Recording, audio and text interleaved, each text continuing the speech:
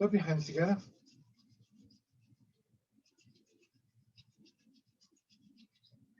And tapping over your face.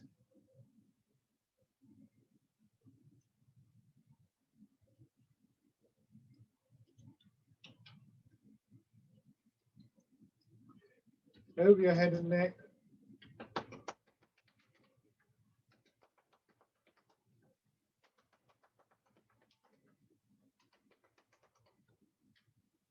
Down to one shoulder. Arm. This is another little massage technique that is just really, really simple but really effective. On the other side.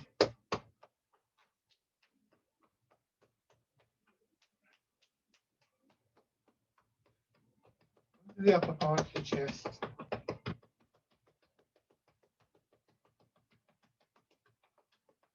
Belly. And your legs.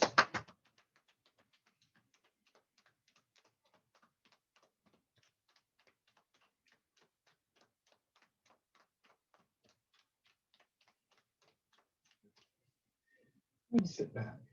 That tap in, I remember some time ago, I had a lady come up to me in one of my classes, and she had a problem with falling, and she would frequently fall when she first got up.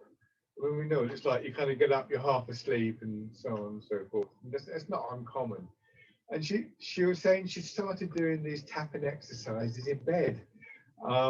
And she felt that when she got up, she was just more confident and more stable, which I thought was really good. And a couple of years ago, I fed this back to another group of mine. And somebody came up to me afterwards and said, "I'm really glad you said that," she said, "because I do that. I do this in bed, and I wasn't sure if I was supposed to or not." And it's like, well, of course you're supposed to. You know, these things are tools, and just a few moments really of kind of tapping. If you ask somebody who, when you get up, who was a bit wobbly for a while or something like that, or even if you're not, to be honest, then yes, you know, kind of take what you learn in these sessions and adapt it to, you know, you could do the joint rotations, couldn't you, and things like that. So the simple techniques are very open to adaptability, I think. Even this one where we sit back, you know, again, you know, we tend to kind of leap out of bed, but why not take a few moments just to get that feeling of, oh yeah, I don't have to stiffen up, and so on and so forth, which you can then take with you into the rest of the day. It doesn't have to be in the context of a formal class or sort of like formal Tai Chi practice. Your weight just settling back, rib cage softening, belly softening. Just place your hands on your belly, see if you can feel that gentle rhythm of your breathing.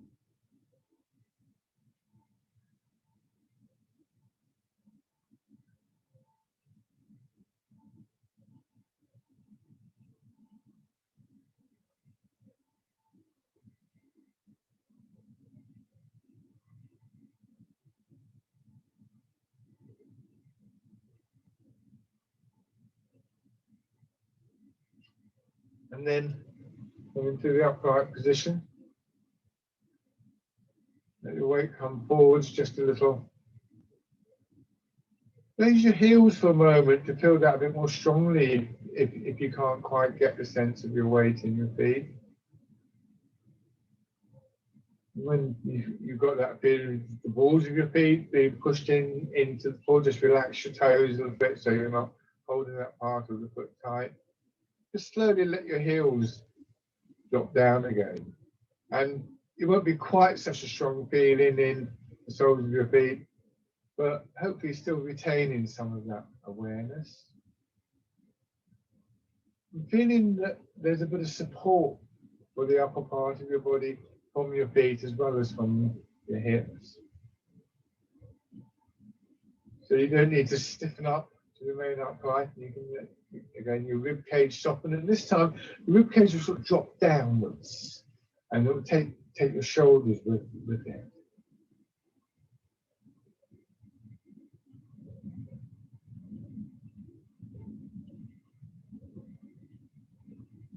And then you slowly turn in your head.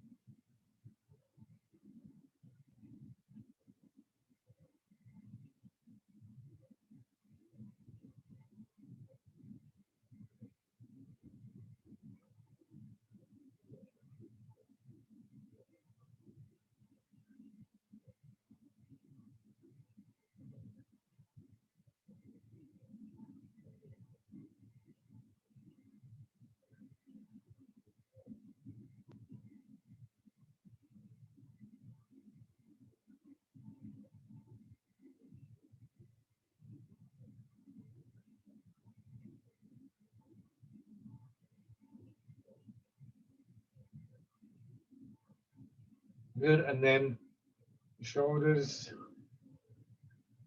Let the familiarity of the routine just begin to encourage a settling, a quietening in your thoughts.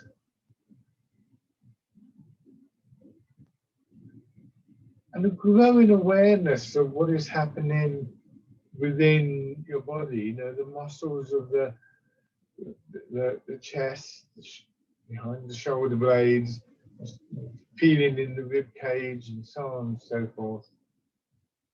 And then going forwards.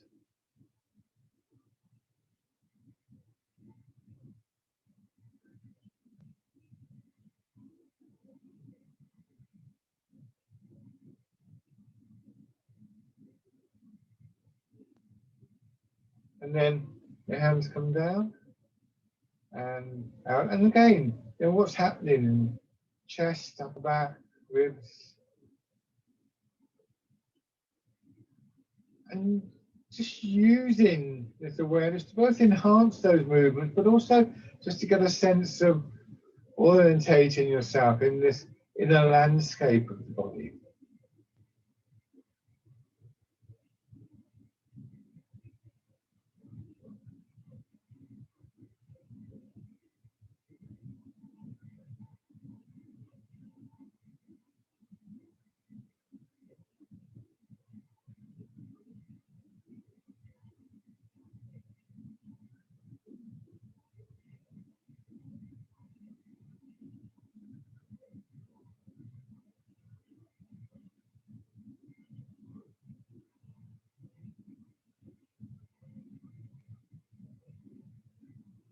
And then just raise your hands a little and winding around.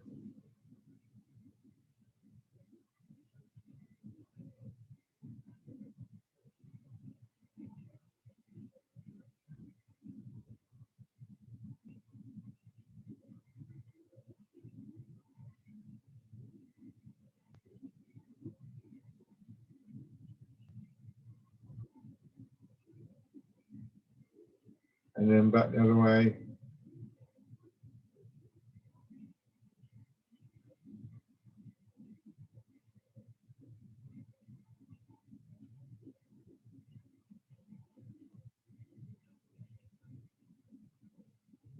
Rest your hands, and then easing forwards and pushing back.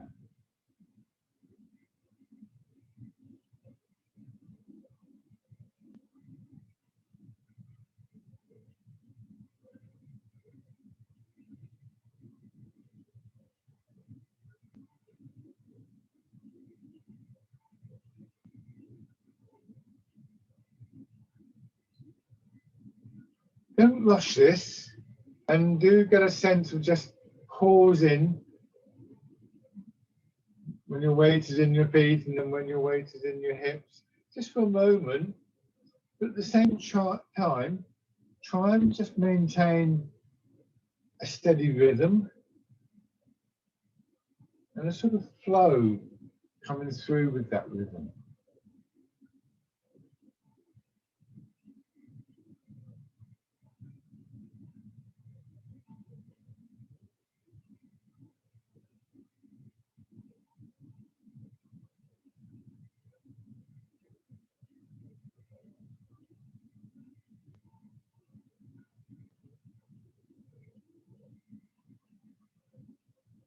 And then turn a little.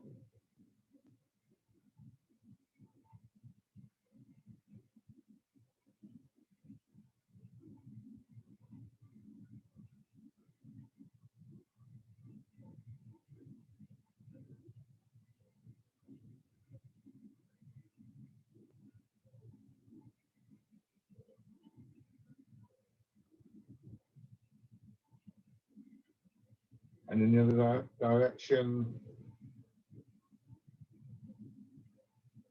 Again, can you feel changes in the chest, all the way down through your back and your sides as you go through these different movements? And around.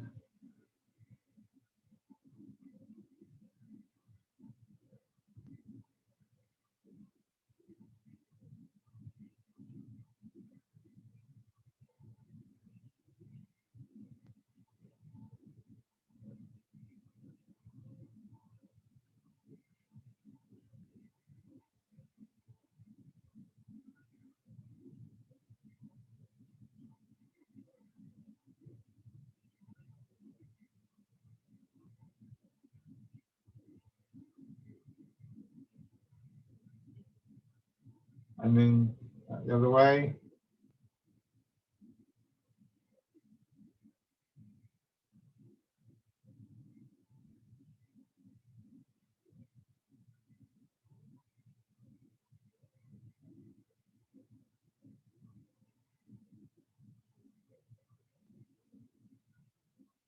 Okay, and then raise your heel and step forwards. Remember, just a gentle push into the floor.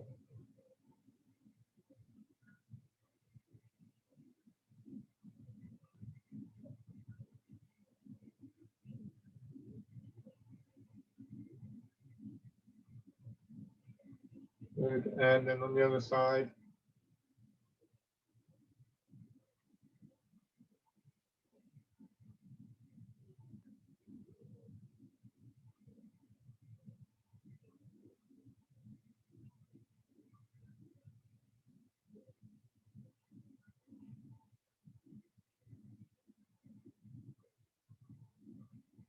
Good. And then just sit here for a moment, take a couple of breaths, and notice how you feel after doing that. Just that little opening routine.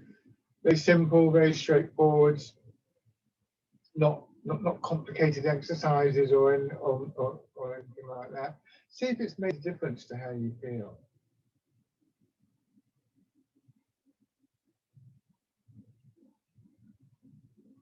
And then letting your hands drop down and ease forwards. And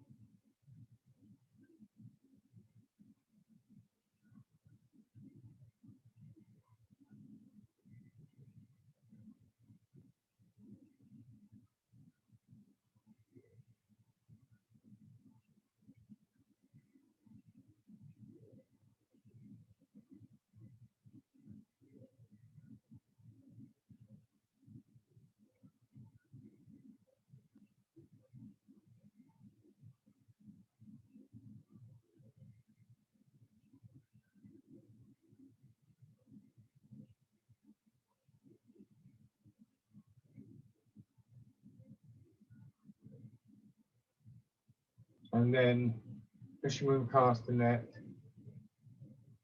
All those elements from the, what we refer to as the warm-up, movements in the body, obviously things like the transfer of the weight, but the subtle elements that we begin to notice, the changes in ribs, in shoulders, and wrists, subtle shifts of the hips, and so on, are the building blocks of these bigger movements. So we want to try and retain some kind of awareness of them, even while we might be sort of trying to deal with something more complicated, a bit harder to actually maintain. And then there's a ball behind your arms.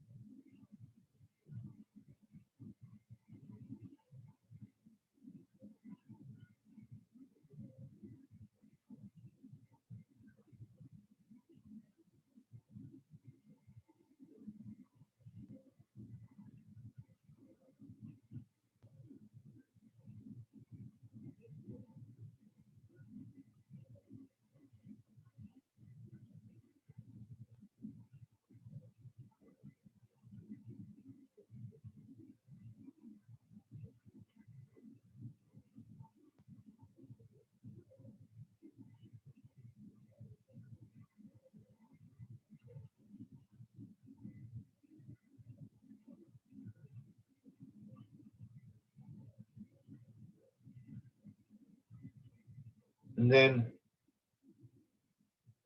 pigeon spreads its wings.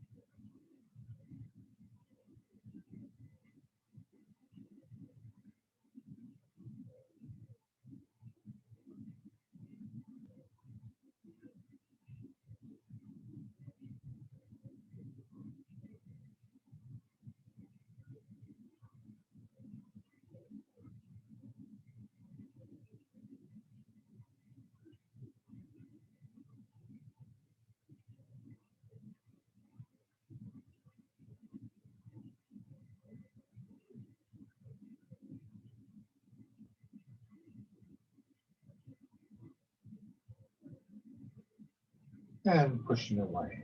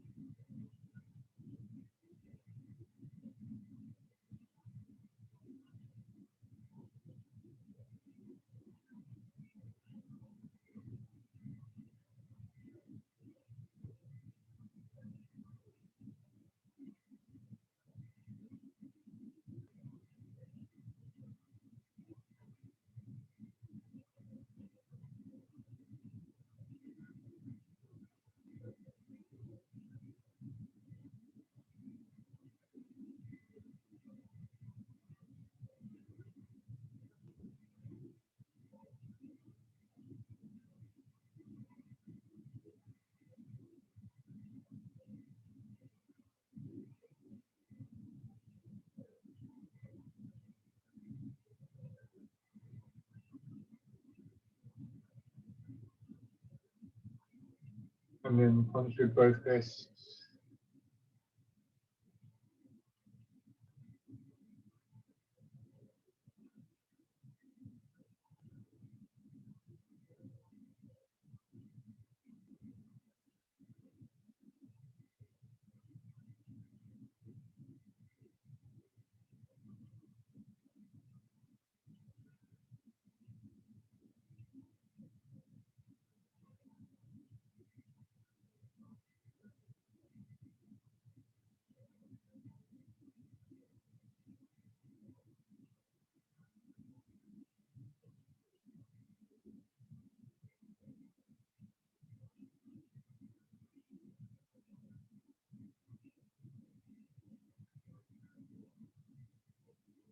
Good. Now back to pigeon spreads its wings and putting those three together. And again, there's a sort of a period of quite quite a lot of movement, and then there's a kind of pausing quality, and then more movement, and a pause, and then more movement, and a pause. So when I say a pause, it's only barely noticeable. Like when you throw a ball up in the air, or if you see a plane looping the loop, at the top of the curve, they seem to just hang there for a moment. It's not an absence of movement, it's a sort of slowing down, pivoting quality.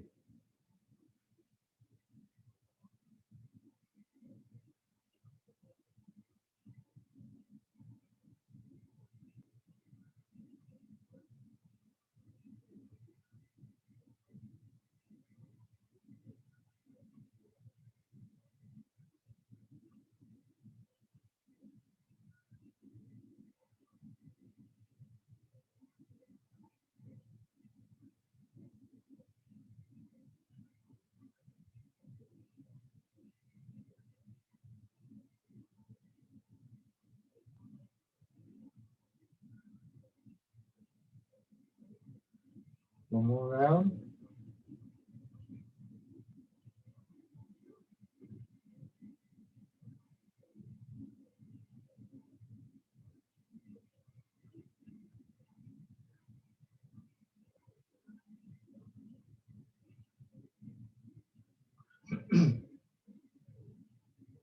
And then change. So when we see and feel that sort of large amount of movement stopping, it's not actually the end of all movement. Here, I'm not going forward, but there is a downward sense. Likewise, I'm not going back here, but just a sort of settling. So it's almost as though the big movement makes way for more subtle movements.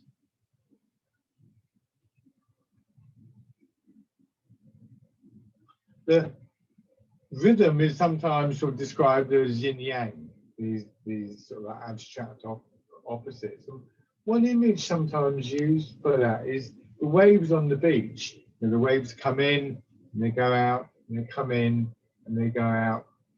Except they don't. If you sit on a beach and watch the waves on a kind of calm day, they'll come up the beach, and then they'll sink downwards rather than going straight back. It's as though the water gets pulled down into the sand or into the pebbles, and then it will withdraw. And out in the sea, the wave doesn't just sort of come in; it builds up a little bit and perhaps rises up, and then it comes in, and so on and so forth.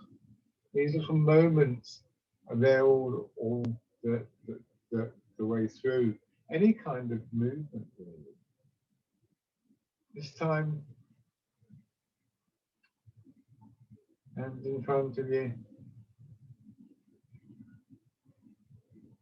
In the old Tai Chi writings tells us to seek the stillness within the movement.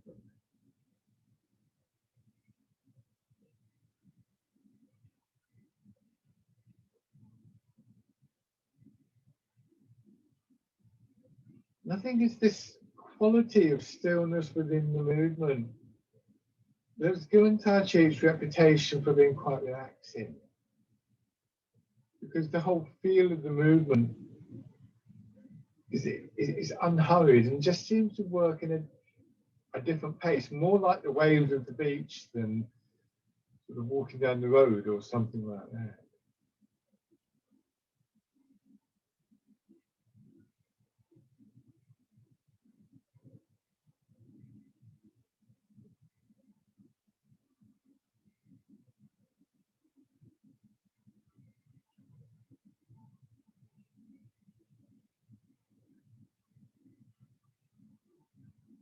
And then the wild goose.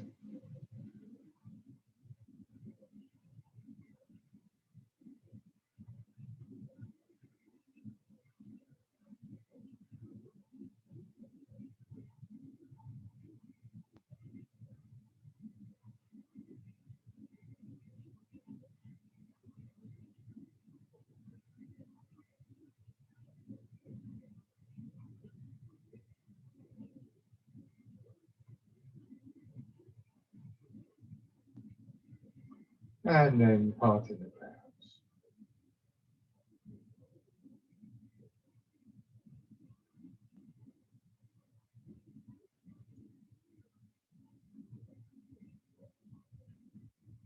So one of the nice things about recognizing that rhythm and those little pausing moments is it's another example of how just being aware of the movements in Tai Chi mean that you regularly sort of touch base, as they say. You regularly are drawn back to the root, the center, that quieter quality. And we realize that it's not either or, not either moving or stillness or busy or quiet, but rather that these are just quite natural states, I suppose, but which actually depend on each other. And this time, dragon plucks the stars from the sky. So we could, for instance, in this context, describe the upward movement as yang, the downward movement as yin. I say in this context because yin and yang themselves are abstract terms.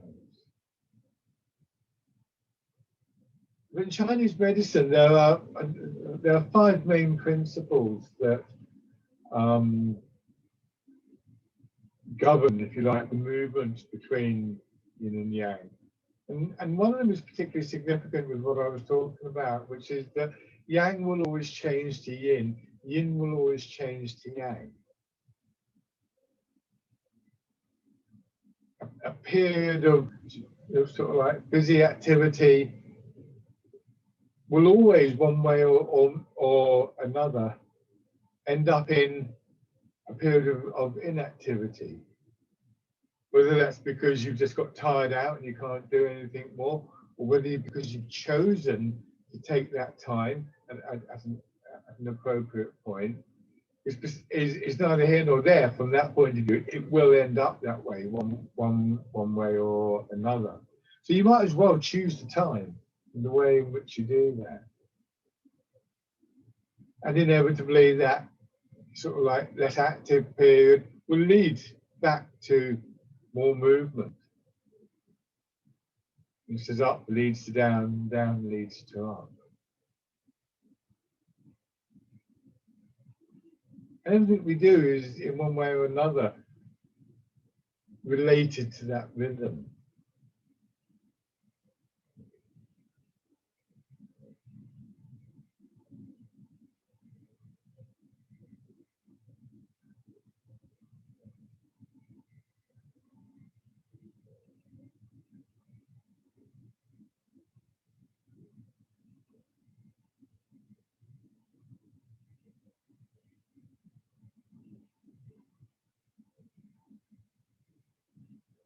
One more on each side.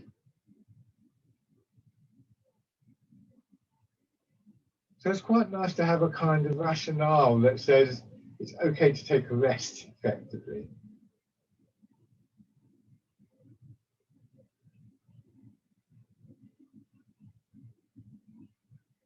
And then hands in front of you, pushing in 2 directions.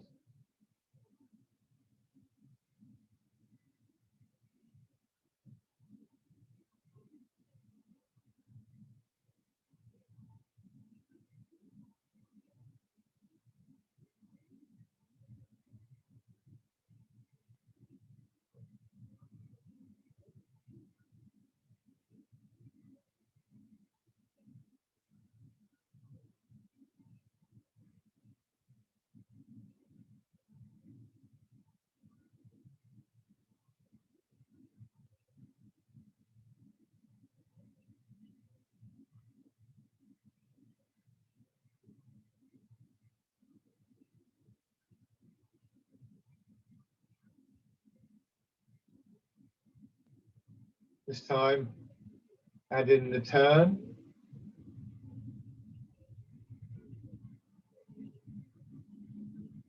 Remember, the turn is from your hips, not from your shoulders. The problem being, if you just move from your shoulders, you're end up twisting your back around. And whilst there's a certain amount of rotating movement up through your spine, it's quite subtle. And it's through the whole of your spine rather than just one part.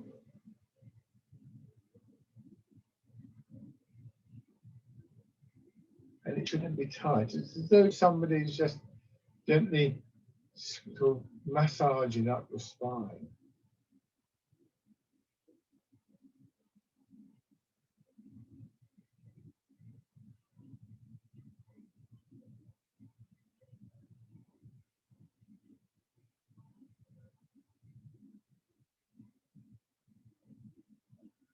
One more round.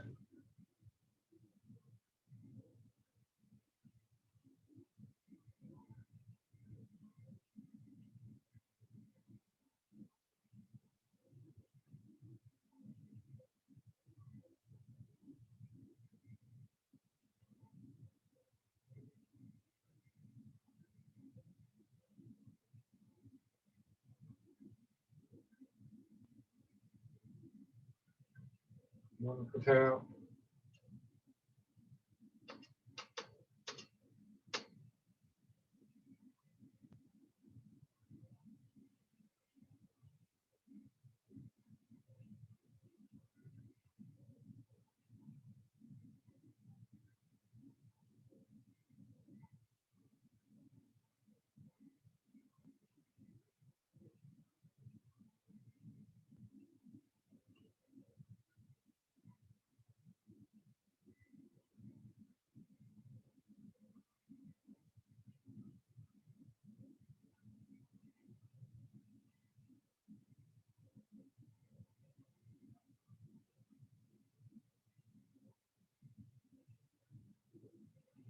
Good, and then grasping the tiger's ears.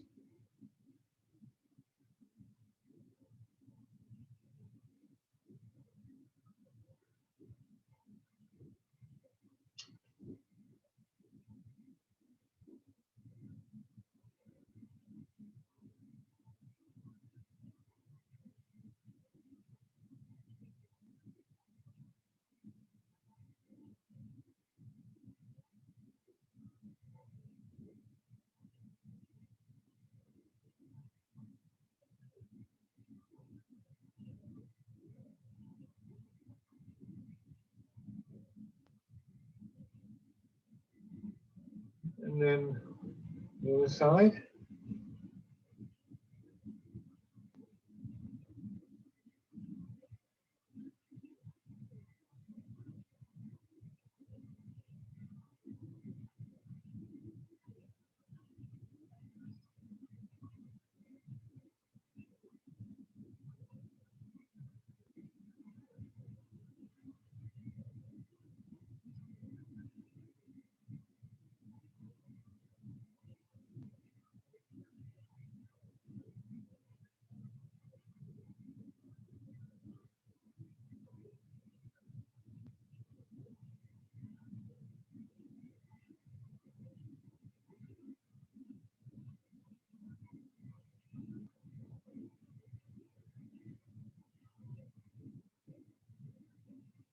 And change.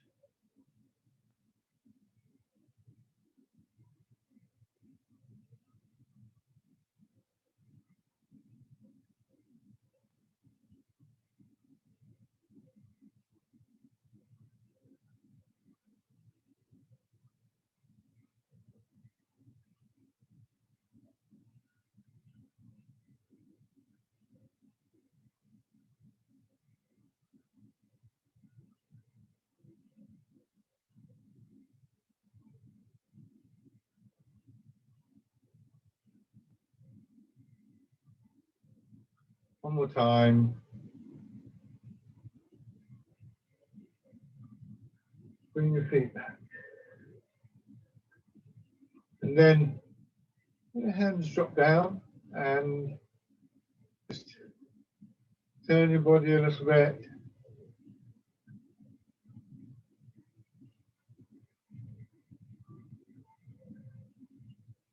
We're going to go into bear play, but we'll build it up slowly. Just place your hands on your shoulders, and like that exercise that we did earlier, just push up a little bit from your hip, one elbow after the other. So I'm going to turn around and I'm going to try and exaggerate this. It's like I'm going from here. You see how my shoulders drop? I would be leaning over now, which I don't want to do, but it's like a contraction through that side of your body, which then expands. And you can see what that does. It's much more subtle than that. And then as it expands, I turn and then turn back as it contracts. And I'm going to put your hand on your shoulder like this because it's a movement that you're used to. And again, just thinking about those movements in chest, upper back, ribs, and feeling that they're sort of connected to this transfer of your weight, which isn't very much actually, going just a little bit into one side and then into the other. But the movement, the push up from the hips.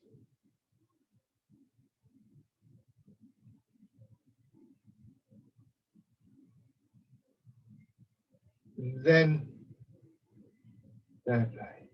And now you just take your hands out. You've got most of the movement there. You just make that way into, on that contracting stage, I'm from up here and I'm dropping down. It's like I'm pushing a ball down into water.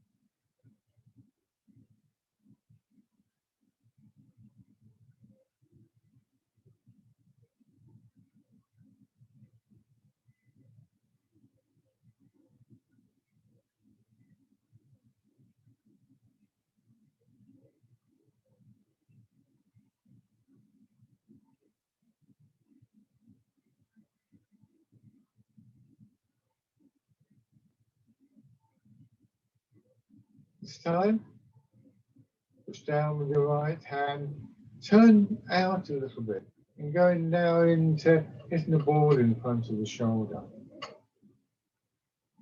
Into the middle, and over into your right.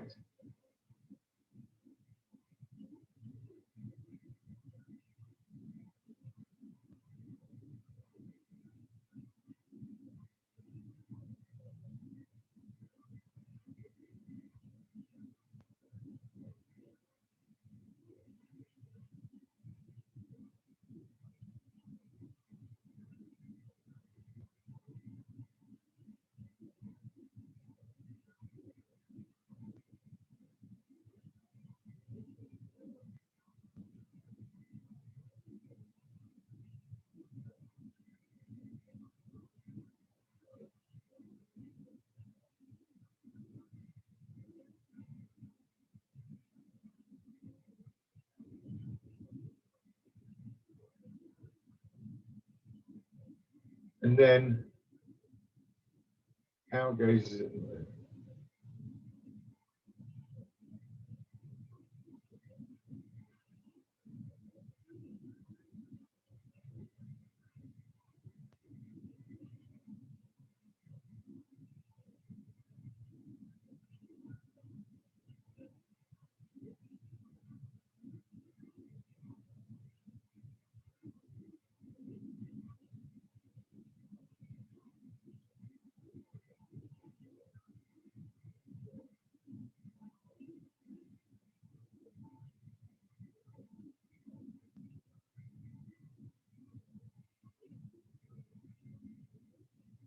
And then rest.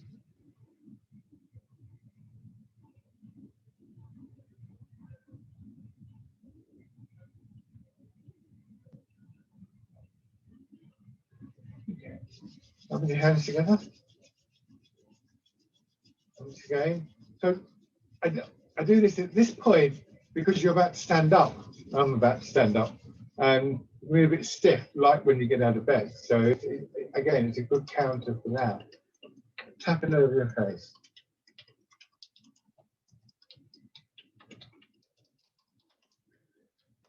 Over your head and neck.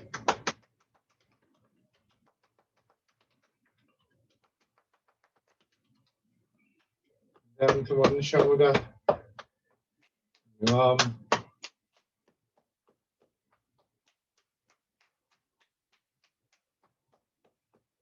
Other side.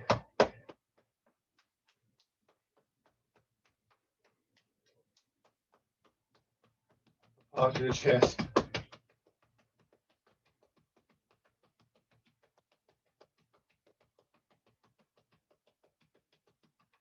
Belly. And your legs.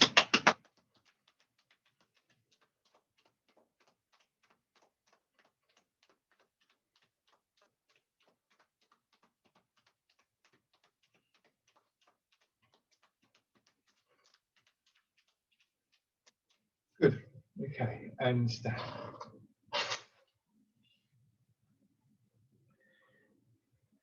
It's very common for somebody to feel slightly kind of woozy. You know, if you go from laying down to sitting up quickly, you can get kind of ooh. And likewise, going from seated to standing. It's not just if you have problems with balance or anything like that. It's called postural hypotension. In other words, a sudden drop of blood pressure through a change of posture. And when you're sitting down and when you're lying down, your heart is working to pump blood to your head in particular, but other parts of the body as well, your legs, for instance. And then if you sort of like you're down there and you leap up, your heartbeat has to change to account that. It has to, because suddenly you're upright and it's got to work a bit harder. And sometimes it can take a few moments to catch up. And in those few moments, there's less blood getting to your brain, less oxygen get into your brain. Everybody's had it, kind of go, oh, I got up too quickly, but then I'll be all right in a moment, because it just takes a little moment for your heart to adjust. So it's always worth bearing in mind, and we can't always do it. Can't always take the time to do it, but if you can take time, if you've been sitting down for a while and you need to get up, this in particular, tapping the chest, will just kind of stimulate the heart very, very gently. Okay, so feet hip width apart, sinking down and pushing up, and again that sort of movement here, like when a plane loops the loop and it just tilts over. So in fact, when I talk about 2 stages in the movement, it's actually 4 stages.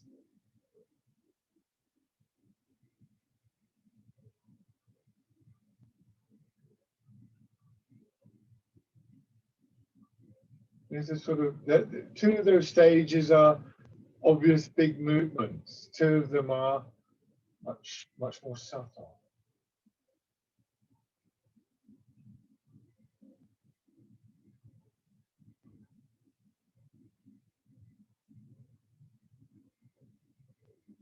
And if you look at Chinese medicine and different theories that go around, I talked about yin yang.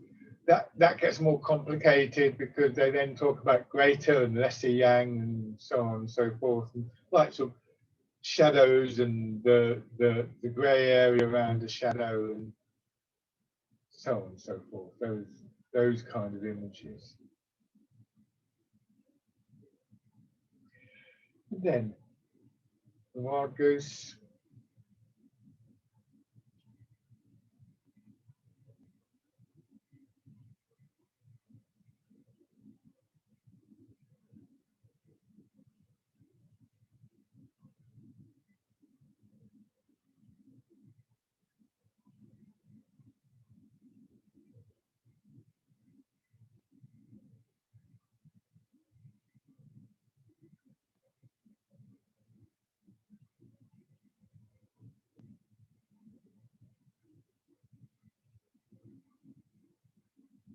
and parting the clouds.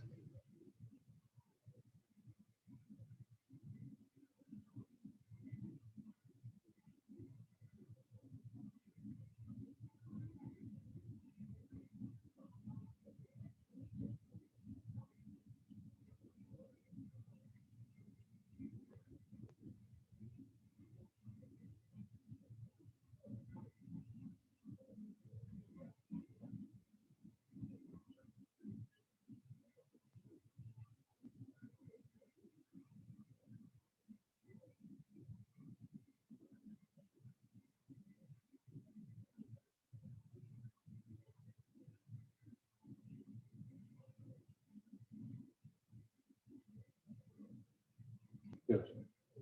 Now just moving from side to side a bit, we're going to do the standing version of bear play. So starting with just this movement of the weight, and actually what we're going to do, and I'll exaggerate, is we're going to kind of come up a little bit in the middle and drop down. Come up and drop down. And it's a nice feeling in your spine, being very fluid. I'm going to do the same with the arms as we did in the seated version. Hands in front of your shoulders, and just let the movement in your hip move your shoulder and your elbow for you. On one side, and then on the other side.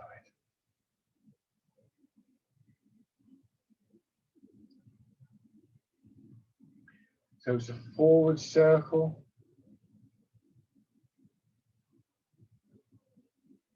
And everything's a little bit exaggerated in bear play.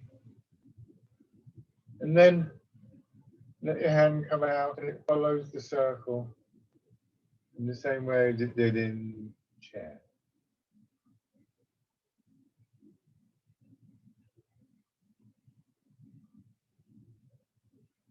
The bear play. I think it's a great image of the bear. Sort of quite strong, but quite supple. And it's a particularly nice exercise for your back, I think.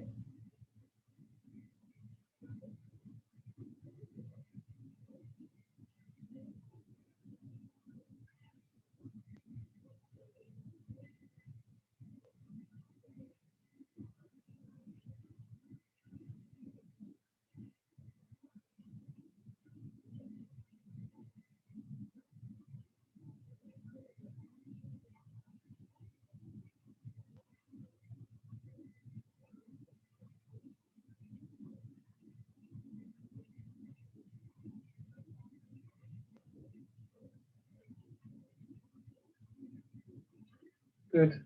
Okay. Now, we're going forwards. So with bear play, there's a lot of kind of rolling around, but a lot of these movements, there isn't. And yet what we want to try and do is to feel within the body, and particularly within our back, that same sort of feeling of movement, that same sort of energy as we do an exercise like this. So as well as being a lovely exercise in its own right, bear play has this sort of quality that we want to try and bring into the other exercises. It makes it very explicit, that quality.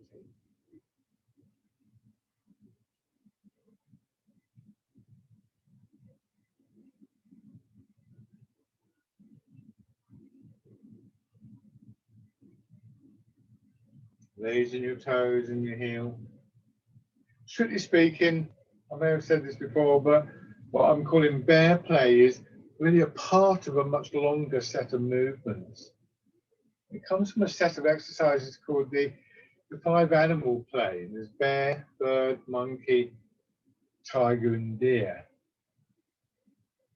And I first learned, well, I'm just taking it as bear play, but I subsequently came across bear play, as I said, much more intricate and much longer set of movements. So it's just, strictly speaking, we should consider this to be part of bear play. And then stepping in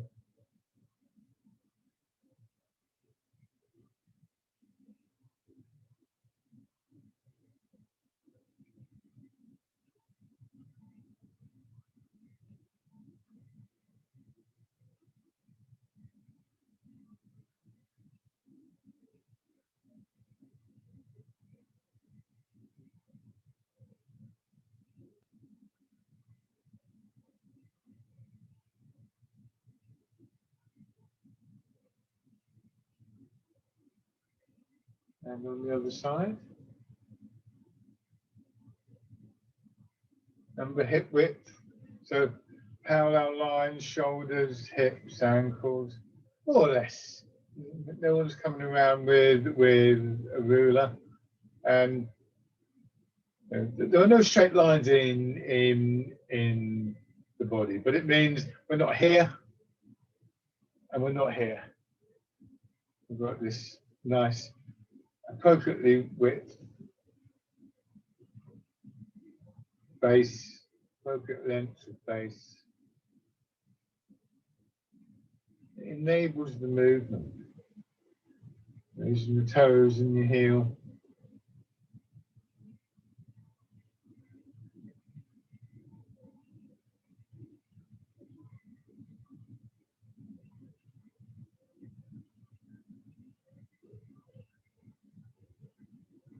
And stepping in.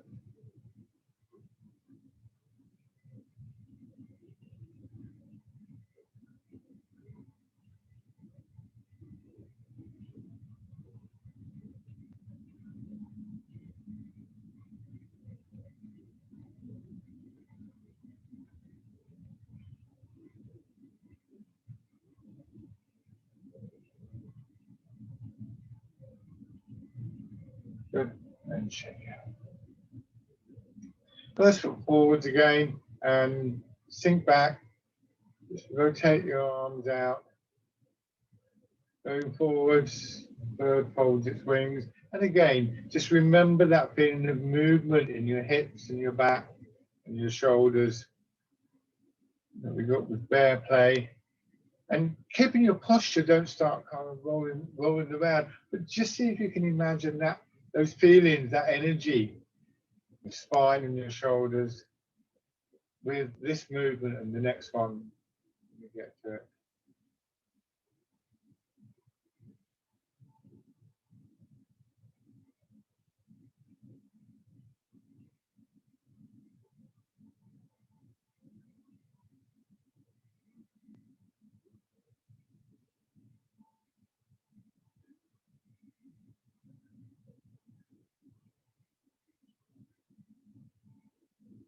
And then fisherman casting net.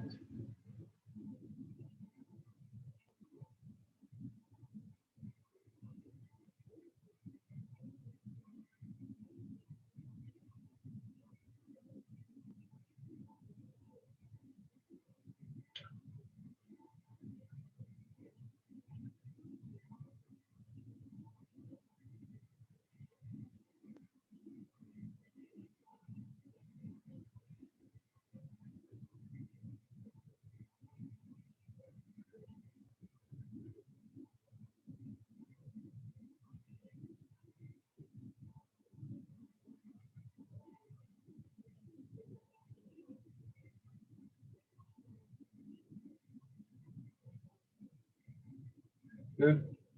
And again, change sides.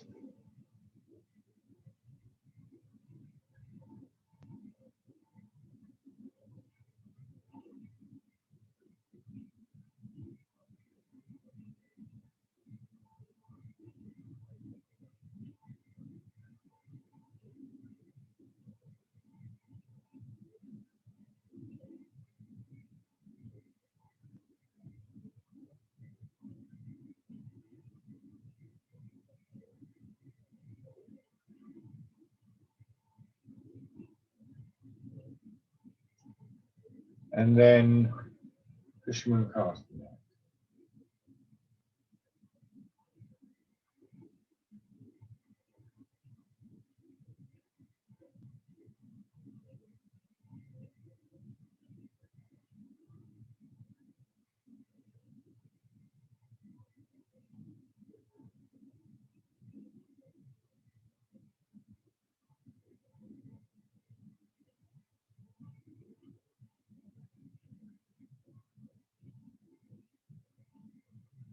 Good. And then lovely. Go back to your chairs.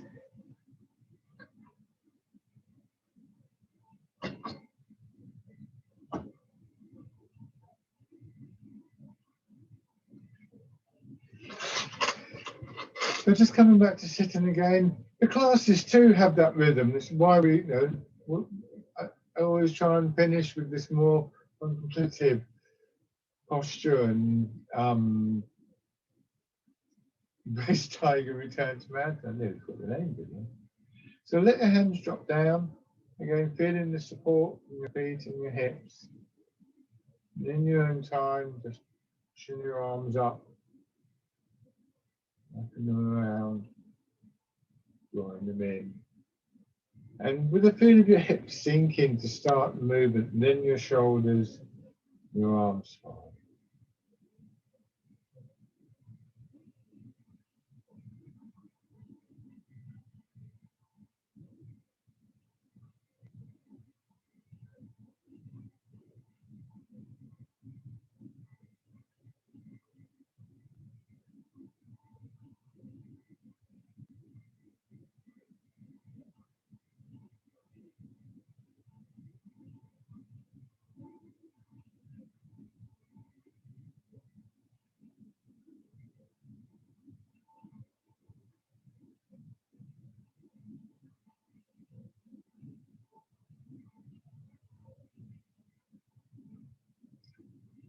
Lovely, and then rest.